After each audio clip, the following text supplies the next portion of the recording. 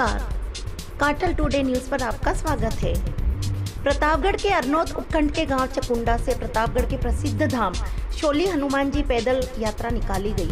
Band बाजों के साथ बड़े उत्साह के साथ सैकड़ों ग्रामीण लोगों ने भाग लिया। महिला, पुरुष, बच्चे आदि शामिल है।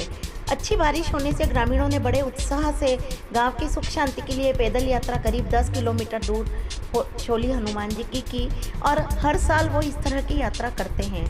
धन्यवाद।